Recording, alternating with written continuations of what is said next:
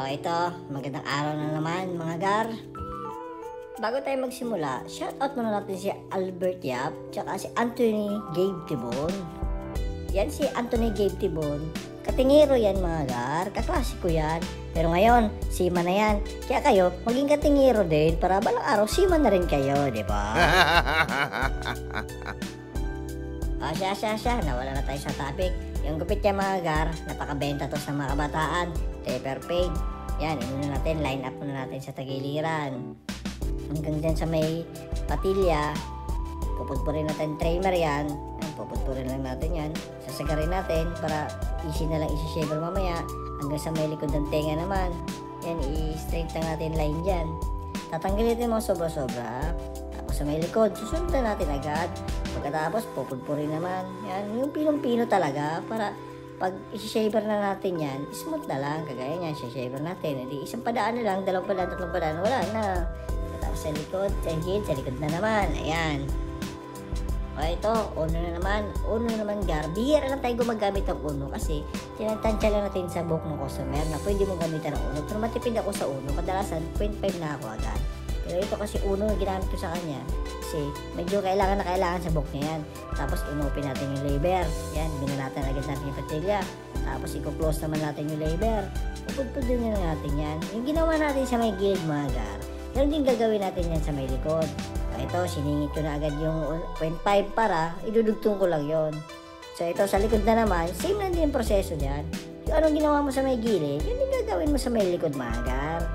Yan, titignan nyo lang na may black spot pa, yun papadaanan nyo lang, pabalik-balikan nyo lang, padandaanan nyo na ulit. Hanggang sa tingin nyo, satisfied na kayo sa blending na nagawa nyo mga gar. Sa ganun natin, isi-shave yan, gamitan ng labaha, shave hanggang likod. Linisan lang natin, titignan natin yung sobra. Tapos tanggal tayo ng bolt area sa may side, clipper overcomb lang. Yan, yan ang mga banat. Clipper overcomb lang, huwag nyo banatan ka ng magulang mo kasi di ka nag-ugas. Banat ng buhok lang. Tapos scissor overcomb natin, tining naman gamit natin dyan. Tinatanggal natin yung mga itim-itim o kaya mga kapal pa. Konting dapis-dapis lang yan magar. Tapos finishing natin. Plangketa kumbaga, yan, banat mga lang sa may likod. Ito, point cutting daw natin sa may bangs, konting-konti lang daw. Galit na galit yung mga magulang talaga nito kasi kumpletong sa bayan tapos konting-konti lang pinapabawas sa mga bangs. Naku po mga batang to, walang magawa-gawa yung mga magulang, mga bata yung nagpapagawit kasi mabenta nga ito mga garing kupit na ito mga ka. Tapos i-texture naman natin konti yung sa may taas, konting-konti lang kasi tatanggalin natin yung kapal, lalagyan natin ng konting textured lang.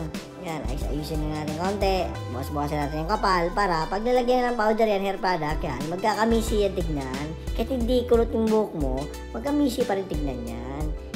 Titignan pa natin ulit. Kung mayroon pa talaga, papadaanan natin yan ng scissors na naman. Hanggang sa tingin natin na masasatisfied yung customer.